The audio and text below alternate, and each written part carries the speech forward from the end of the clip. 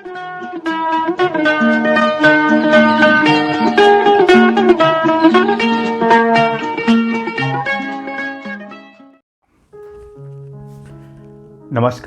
आदाब दोस्तों, आपके साथ मैं हूं फराज और चैनल आप जानते हैं फिल्मी फराज। बहुत से हमारे साथियों ने हमसे फरमाइश की है राजेंद्र कुमार के ऊपर, उनकी वाइफ के ऊपर हम कुछ बात करें।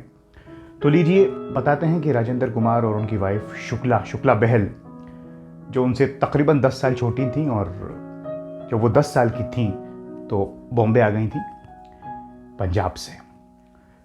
और इन दोनों की शादी कैसे हुई दोस्तों, ये भी हम आपको बताएंगे और बहुत सी मज़े की बातें बताएंगे। ख़ास तौर से वो बात तब इन दोनों ने एक कार को ठुकरा दिया था, फिएट को। जी हाँ, कम पैसे ये कमाना चाहते थे। आखिर क्यों, ऐसा क्या था, आज इस वीडियो में बात करेंगे। भरो और शिकवे करो, ये बात हमें मंजूर नहीं। तुम तारे गिनो और नींद उड़े, वो रात हमें मंजूर नहीं। तुम कमसिन हो, नादान हो, नाजुक हो, भोली हो, सोचता हूँ मैं कि तुम्हें प्यार ना कर। राजेंद्र कुमार जुबली कुमार रहे, कई उन पर हमने वीडियो बनाए हैं। एक से बढ़कर एक फिल्में हैं, संगम, मेरे महबूब, गूंज उठी शहनाई, झुक गया आसमान, ससुराल घराना। जुबली कुमार और ऊपर से फिर रफ़ी साहब की आवाज़, एक से बढ़कर एक गीत, बाहरों फूल बरसाओ, तेरी प्यारी प्यारी सूरत को। एच.एस. रवेल साहब के असिस्टेंट वो थे और काम करते रहे और फिर हीरो बन गए। शुक्ला जी से उनकी शादी कैसे हुई, उनकी वाइफ का नाम शुक्ला बहल।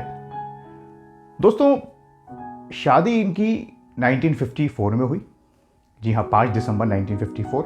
और उसके 3 महीने बाद, जी हाँ 3 महीने बाद, राजेंद्र कुमार की ज़िंदगी की सबसे इम्पोर्टेंट फिल्म, जो उनकी पहली कामयाब फिल्म कही जाती है, वचन, रिलीज़ हुई, जिसके गीत बड़े मशहूर हुए।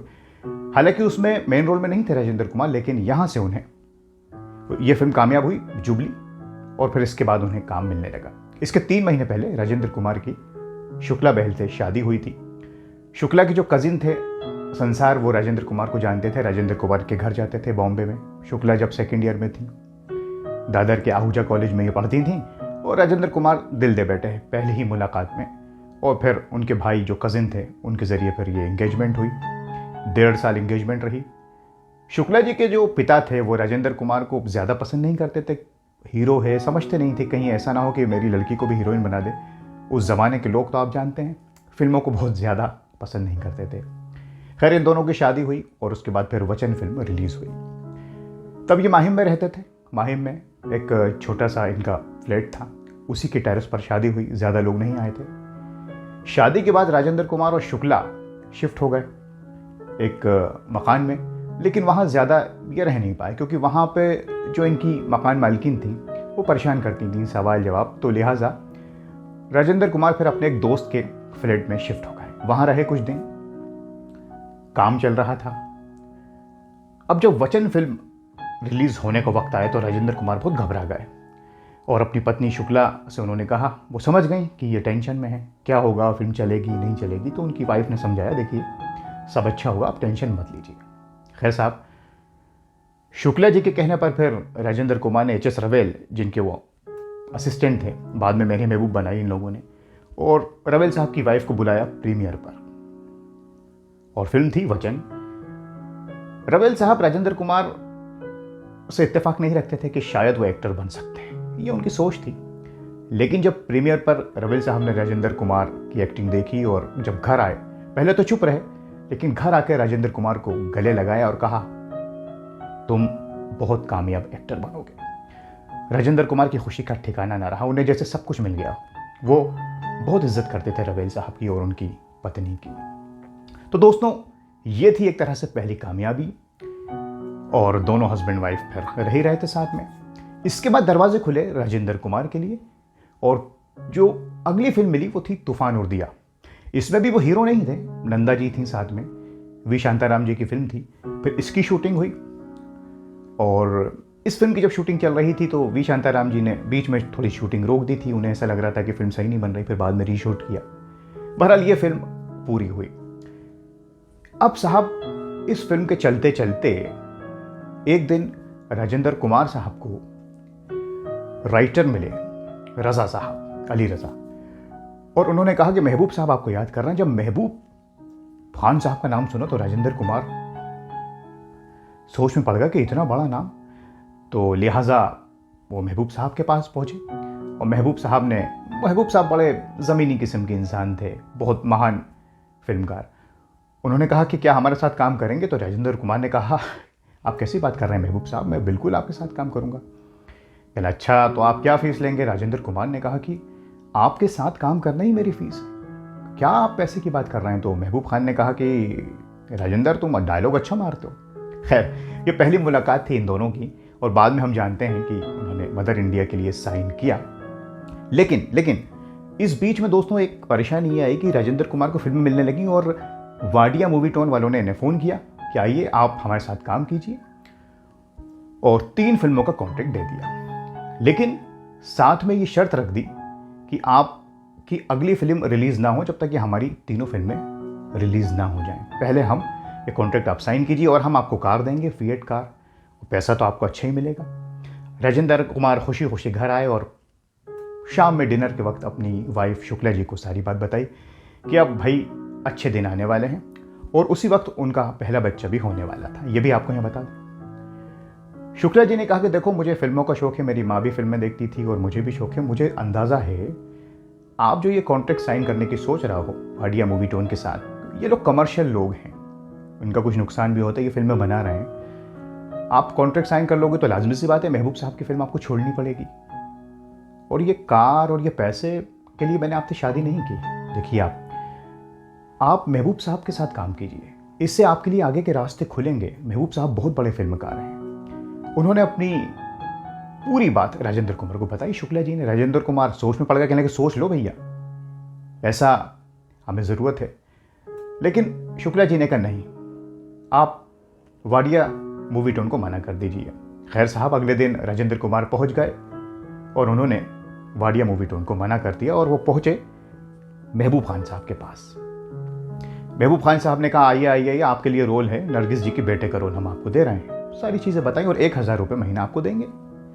सारी बात पक्की हो गई और राजेंद्र कुमार खुश। हालांकि फिएट छोड़ दी थी, बहुत ज़्यादा पैसा छोड़ दिया था वाडिया मूवी टोन की फिल्म में। लेकिन जब वो घर आए उस दिन और 1000 रुपये उन्हें मिले, दे दिए महबूब खान साहब ने, मदर इंडिया साइन कर ली थी और वो 3 फिल्में छोड़ दी थी वाडिया मूवी टोन की। आए, अपनी पत्नी शुक्ला जी को बताया, उन्हें गोद में उठा लिया खुशी खुशी कि देखो 1000 रुपये मिले हैं और मैंने मदर इंडिया जैसी फिल्म साइन की है, उसके पहले आवाज़ में भी काम करूँगा महबूब साहब की फिल्म में। वो दोनों बहुत खुश हुए और पैसों का हवा में उड़ाया उन्होंने, पूरे बिस्तर पर नोटी नोट फैल गए। फिर शुक्ला जी ने कहा कि सबसे पहले ये हम बाबूजी को देंगे, राजेंद्र कुमार के पिताजी को ये पैसे देंगे, और उसके बाद जो पैसे बचेंगे उसके बारे में हम सोचेंगे हमें क्या करना है, बच्चे के बारे में क्या करना है, क्या कुछ करना है। तब तक ये भी इन्होंने फैसला ले लिया था कि सेंटा क्रूज में एक फ्लैट इनको लेना है। बाद में फिर ये उसमें आ गए, क्योंकि जब तरक्की होती है तो सारी चीज़ें मिलती रहती हैं। तो दोस्तों, फिर इसके बाद मदर इंडिया आ गई और फिर गूंज उठी शहनाई। उसके बाद एक हिस्ट्री है, राजेंद्र कुमार काम करते रहे, लेकिन उनकी पत्नी शुक्ला जी ने हर कदम पर उनकी खूब मदद की, खूब साथ दिया। तब से जब पहली बार राजेंद्र कुमार उन्हें देखा था और जब ये फिल्म देखने गए थे दोनों एक बार साथ में, जब शादी नहीं हुई थी, तो राजेंद्र कुमार ने उन्हें छुआ था, हाथ रखा था उनके हाथ पर। तब से ही ये मोहब्बतों का सिलसिला चल पड़ा और आखिरी सांस तक रहा, जब तक राजेंद्र कुमार इस दुनिया में रहे। बीच में बहुत सी बातें आती रहीं, सायरा बानो को लेकर अफेयर, ये सारी चीज़ें चलती रहीं। शुक्ला जी थोड़ी परेशान भी रहीं, लेकिन सच्चाई यह है कि ये दोनों हमेशा साथ रहे और एक दूसरे का साथ दिया। तो दोस्तों, ये बात थी राजेंद्र कुमार और उनकी पत्नी शुक्ला जी से जुड़ी हुई, किस तरह से एक औरत पीछे रहती है कामयाबी में, और यही सब बड़ी बड़ी फिल्में इनको मिली और बाद में भी। तो ये थी आज की बात। दोस्तों, अब आपका शुक्रिया अदा करने का वक्त है। कृष्णा डोगरा जी ने रफ़ी साहब के प्रोग्राम को बहुत सराहा है और उन्होंने कमेंट्स के ज़रिए हमसे अपनी बात साझा की है कि किस तरह से महेंद्र कपूर साहब रफ़ी साहब के शागिर्द थे, रफ़ी साहब ने उनको सिखाया। और भूपेंद्र जी जब फिल्म हकीकत के लिए गाना रिकॉर्ड करने आए थे, जिसमें रफ़ी साहब, तलत महमूद साहब, मन्ना दे साहब गा रहे थे हो के मजबूर मुझे उसने बुलाया होगा, मदन मोहन साहब का संगीत, तो भूपेंद्र जी नए थे, किस तरह से वो घबरा रहे थे और रफ़ी साहब उन्हें स्टूडियो के बाहर ले गए और समझाया कि देखो भूपेंद्र, ये तुम्हारी ज़िंदगी के लिए एक गोल्डन चांस है, इसे गंवाना मत, बिना डरे गाओ, कोई ऐसी बात नहीं है कि हम लोग बड़े सिंगर हैं, ऐसा कुछ नहीं है। और फिर उसके बाद भूपेंद्र जी ने अपनी आवाज़ दी और क्या खूब गाया। इस बात का जिक्र उन्होंने एक इंटरव्यू में किया था, यह हमसे साझा किया है कृष्णा डोगरा जी ने। आपका बहुत शुक्रिया। दोस्तों, हमें आपके कमेंट्स का इंतज़ार रहेगा। किसी और कलाकार पर अगर आप कार्यक्रम सुनना चाहते हैं, देखना चाहते हैं, तो हमें ज़रूर बताइए। आज अपने दोस्त फराज को अब इजाज़त दीजिए, फिर मुलाकात होगी। तब तक के लिए अपना ख्याल रखें। नमस्कार, खुदा हाफिज़।